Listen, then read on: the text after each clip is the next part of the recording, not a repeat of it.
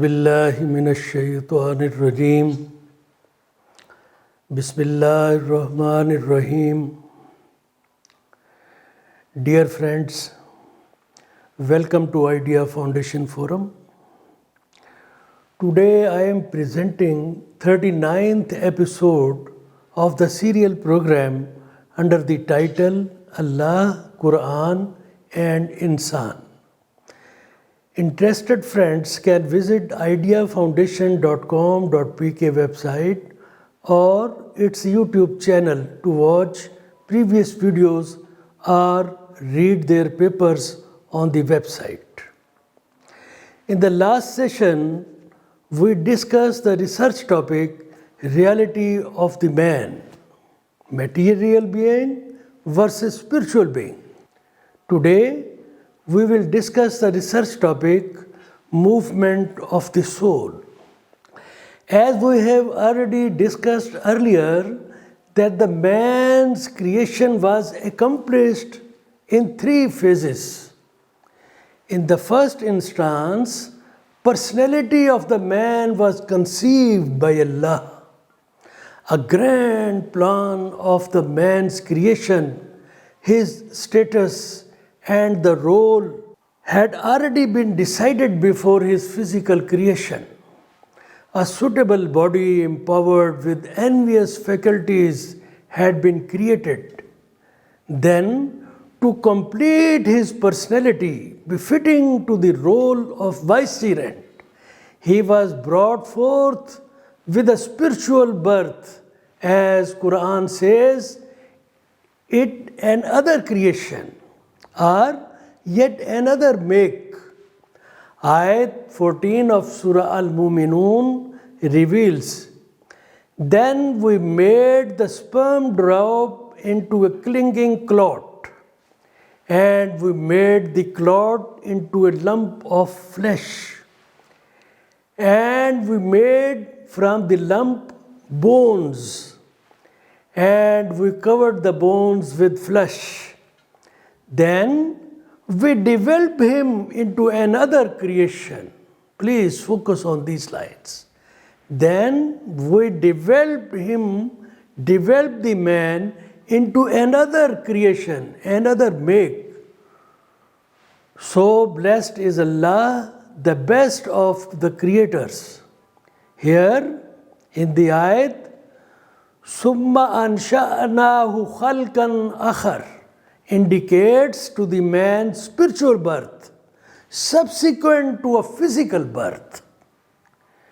This another creation or spiritual birth of the man is further substantiated in ayat 29 of Surah Al-Hijr with the revelation, and when I have proportioned him, given him a bodily structure, and breathed into him my soul, then fall down to him. It is addressed to the angels. Then fall down to him in prostration.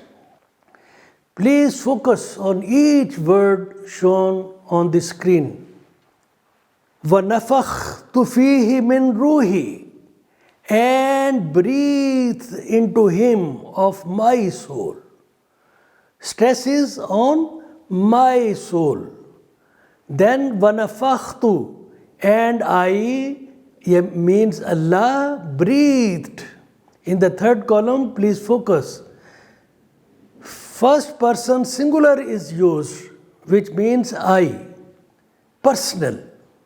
Fihi, into him, physically, into him.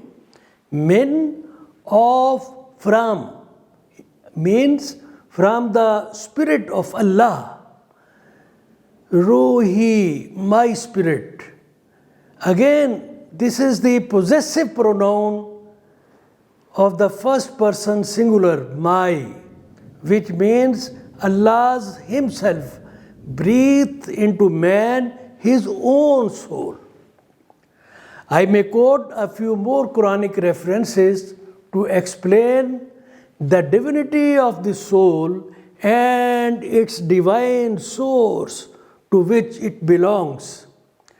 Ayat 9 of As-Sajda says, وَنَفَخَ فِيهِ مِن رُوحِهِ. Its translation is, and Allah breathed into him from his soul. To accord even greater authenticity to the divinity of soul, Allah asked Hazrat Muhammad sallallahu alaihi wasallam to tell the humanity that this yet another make is the soul that proceeds from my Lord's Amr, command, but of knowledge only a little to you is given. So, dear friends, thus the soul is neither a concept, idea, nor it is the creation, nor it has been created. The soul is Allah's Amr. Amr means it doesn't need creation. And it is independent of the creation of man. The man's physical body is created from the matter, which is governed by the physical laws of the earth, while the soul belongs to Allah's divinity. It is a drop of divinity surging from the unbounded divine ocean. Ayat 1 of Surah An-Nisa reveals that Allah created the mankind from one soul. خَلَقَكُم مِّن نَفْسٍ وَاحِدَةٍ. It is a divine endowment lent to the human body for a predetermined period, fixed period, and with a defined purpose. It is how the emergence of the soul or divine spirit took place in the spatio-temporal order of this earth. However, it is not captive of time and space of this earth, and it is infinite in its character as it belongs to Allah's divinity, and it is to return to Allah on a fixed day. The purpose of landing the spirit in the spatio-temporal order of this earth and infusing it in the human body was to adorn the man's personality with Allah's divinity, enabling him worthy of his vicegerency. Since the spirit has remained in close intimacy to Allah, it knows his nature or character well. Thus, it inspires the man, motivates the man for establishing an intimate relation with his Creator in this worldly life. It helps in shaping the man's nature in the mold of Allah's nature as desired in the Quran. فِطْرَةَ اللَّهِ الَّتِي فَطَرَ النَّاسَ عَلَيْهَا. It enables the man to emulate, imitate the great attributes of Allah well. In the light of Hazrat Muhammad sallallahu alaihi wasallam's direction, تَخْلَقُوا بِإِخْلَاقِ اللَّهِ. Allah has inspired the spirit to make distinction between the right and wrong, so that it may guide the man in choosing the right path as revealed in the Quran. فَأَلْهَمَهَا فُجُورَهَا وَتَقْوَاهَا. It opens up great vistas of divine knowledge if the man could devote his heart to its whisperings, to soul's whispering as promised in the Quran. سنريهم آياتنا في الآفاق وفي أنفسهم حتى يتبين لهم أنه الحق. Moreover, it is to stand witness to our conduct in this worldly life on the day of judgment, as revealed in Surah Ash-Shams. He has succeeded who purifies it, means soul, with good deeds, and he has failed who corrupted it with bad deeds. قد أفلح من زكاها وقد خاب من دساها. So, the soul plays significant role in the man's life here, in this world, and in the hereafter too, where it is to stand as witness of the conduct of the man in his worldly life. The soul stays with the man for a short span of his worldly life. When he dies, the soul departs for the next destination, while his material body turns into a heap of dust. The movement of soul or ego is not an impulsive action of a dying man. Allah has appointed a special angel who comes to take custody of his soul as per preconceived plan. It shows that the personality of the man does not cease to exist after death as his soul leaves the body. Ayat 61 of Surah Al-An'am reveals how the soul is taken back from this spatio-temporal order of this earthly world.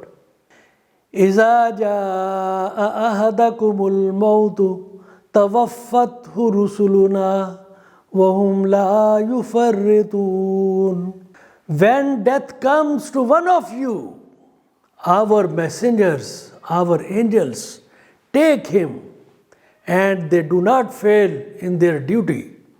The words تَوَفَّتْهُ رُسُلُنَا mean the angel of death shall seize you completely. Seizing something and taking into custody implies that the seized thing should be in possession of the seizer. Whatever personality attached to this spirit may have developed during its life activity in the world, the same is taken out intact as a whole without effecting any increase or decrease in its characteristics, and the same is made to return to its Lord after death. The same personality will be given a new birth and a new body in the hereafter. The same personality will be subjected to trial. The same will be called to account, and the same will have to experience rewards or punishments. This will be the scene when, after returning to its Lord, the human ego or spirit will be standing before him, means Allah, to render an account of its deeds in the worldly life.